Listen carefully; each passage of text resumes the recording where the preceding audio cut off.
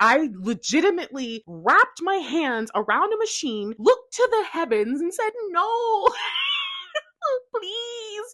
I was talking to it like it was dying in my arms. I understand. And so I like to call this the ninja effect.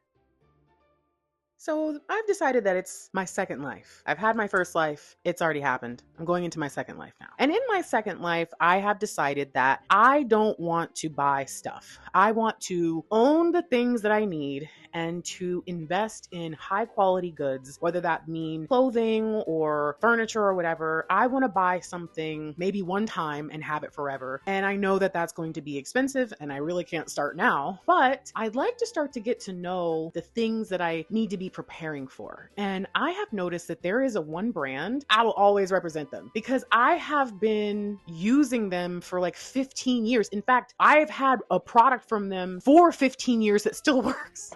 And they're so good and they're so high quality. And the other day, one of the things that I use almost every day, like the thing that I have had for 15 years, it's probably lasted because I don't use it that often, right? But the fact that the motor still works, and I mean, I still think that's a feat. I will say that the thing the other day that I thought broke, I've had it for 5 years, I think, and I've used it almost every day for 5 years. Okay, so I'm the type of person that I always have convinced myself that if anything goes wrong, that I really won't have like a major reaction. Like if I have like a major loss, that I will be so detached from it that I'd be like, whatever about it. In the past, when there has been stuff that's like broken, if it's not that big of a deal, I guess I'd just like, oh, I'm just going to go buy another one. It is what it is. But for some reason, this thing started to make a noise. I think it was my fault. I think I put the pan down way too hard. Like I think it slipped out of my fingers and I put the pan down on it too hard. And so it messed like the internal component up a little bit and it started to make a crazy noise. And I had just put food in it, like just put the food in it to start the cooking process. And so I think maybe because I just put the food in it, but I don't know. I think I really almost had a nervous breakdown. Because when I tell you, not only did I took the food back out and I turned it off and I unplugged it and I hugged it. I'm not kidding. So embarrassed. I'm not kidding.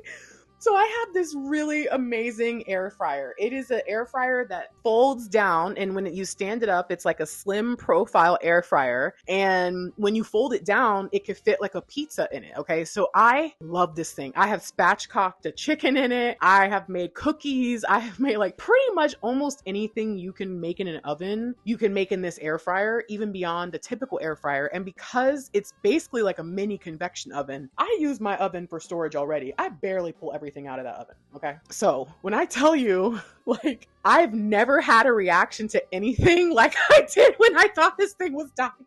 And was okay. So what's crazy is I kind of like tried to, again, this is old school thinking. If something breaks, hit it. What are you talking about? Why would you do that? But for some reason, since I had hit the thing, I thought maybe that I had like shaken the fan off out of place or something. And so I figured maybe if I tapped the top of it, that it would start working again. But it didn't. And it was still like, and so I unplugged it because I turned it off. But after the air fryer is turned off, the fan will run, I think, to help cool it. So it kept running. So I had to unplug it. And so I stood it up. And like I said, I just hugged it. And I was like, no, like, legitimately, I think I might have prayed. This is so embarrassing because I really don't have the money to get a new one right now. Like if I did, like I would have to figure out, okay, what am I going to sacrifice to get this? So is it the fact that I couldn't just afford to replace it? I don't think so.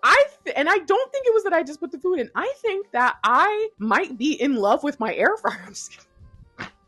I know, but I do think that I might have an unhealthy attachment to this particular brand of items because when other stuff breaks or gets messed up, at most I get a little disgusted or kind of like I'll kind of think to myself, oh, how long have I had it? I guess it makes sense. I think that I've known that I was going to have to replace this thing because of the frequency that I use it. I think I knew that I was going to have to replace it like a couple of years ago, but the thing is still going fine. It's just a great product. What's funny is I already even know. That's where I say I knew that I might have to replace it. I already know that which version I'm going to upgrade to, because it's the same thing, but it's a little bit bigger. So I think you can make like a bigger chicken in it, but also it comes with a thermometer, an internal thermometer, which I thought was pretty cool. So you don't have to like check it constantly. So I kind of already know what I want to get, but when I tell you, I was not okay. I legitimately wrapped my hands around a machine, looked to the heavens, and said, no.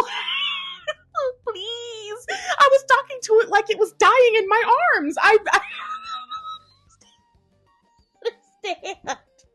And so I like to call this the ninja effect, because so far, the Ninja blender that I've had for 15 years, maybe longer now, it's been over 15 years, guys. It's like a hand pulse blender, and it also has like a chopper thing with it. That thing's still going strong, no problem. I have another blender that I bought, more like a Vitamix style. That's another reason why that one I don't use it very much. And now that I don't really do like smoothies and stuff like that anymore, I don't use that blender either, the new one. But that thing is amazing, okay? And I got some of the different pieces. I'm pretty sure it might even be able to like, I don't think it can make pasta. I think it can like slice. I don't know. It's got a bunch of pieces on it, okay? And I just love it. I don't know what it is, but this brand has a chokehold. Has me in a chokehold? Has a chokehold on me. Has me in a chokehold. This brand has me in a chokehold.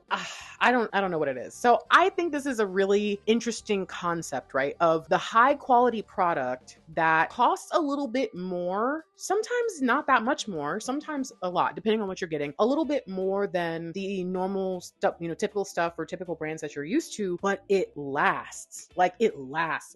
Like I'm talking, are you still here? You're still around? Like I'm talking 5 years daily use of an air fryer that's on a hinge up and down, and it's in perfect shape. So do you have any recommendations? This is what I need. I need more recommendations, and it doesn't have to be brands, because I also don't want this to be something where I become like the ultimate consumer and I'm like a brand whore. You know what I mean? Like, oh, I only use this. I just remember when I first learned about planned obsolescence, feeling this gross feeling in my stomach, because before that, I was really big on wanting to own an old house because I wanted like a concrete build, and that's what I grew up in. There was all these things that I knew that I wanted. I knew I wanted to get like wood furniture, but then I was really worried about termites, and so I was trying to figure out like how do I get that solid wood. Like I just remember already kind of being on this kick where it was like, moving forward, I want to make these changes. But ever since I learned that the clothing that we can get from fast fashion has higher levels of like poisonous plastics in the fabric, bro, that messed me up so bad. Like it really, really did me wrong. And it's made me think that moving forward, all the stuff that I buy needs to be cotton or linen or whatever. So I've got to find brands for this. I've got to find out like, how do I find things that are actually comfortable? There's all these questions that I have. I would like to know, what have you been doing to move towards, what is this, like more sustainable consumer behaviors, and also things that have longevity? Okay, what are the materials that I should be purchasing? And I guess it's not even like about getting it now, but it's also like, my thing is realizing that I now have to go from my favorite textures, which is something with like a polyester blend or rayon or whatever in it, to cotton and linen, which I got to figure out how I'm going to make that work with, like, I don't want to be itchy, but it's like, I already have realized, okay, moving forward, now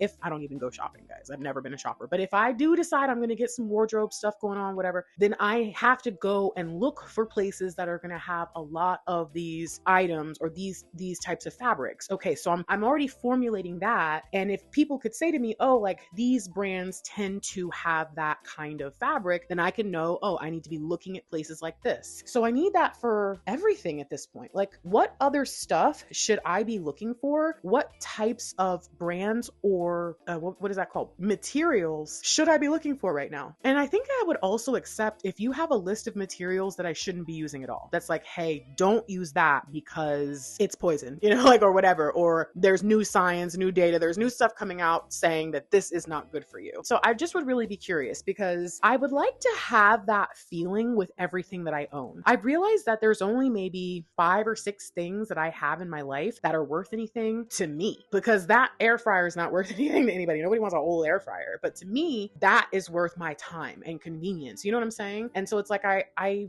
don't really know where to start with this. And I also know that it's not something that I am able to do right this second, but that's fine, because the way my brain works, I need to wrap my mind around it anyway. So let me know what you think about this. Is there any products, any brands, any specific type of materials that you swear by or that you are learning need to be your go-to? And what obstacles are you running into in trying to get these things? Like, obviously I'm worried about, wood and termites living in Florida, but is there other stuff? Are there shortages? Are all the good antiques already sold, or they're too expensive? Like, I'm new to this part of my journey. Where are you at if you're a little further along? And if you're where I'm at, what are you finding out? If you want to see more stuff like this where I ask you for help and be like, give me advice, tell me things, go ahead and subscribe, click that over there, click it, dude. What? Why you gotta be like that? Why you gotta be like that? Okay, that's all right. You can just leave a comment, and that I will not cry. I will not cry if you leave a comment. If you don't leave a comment and you left.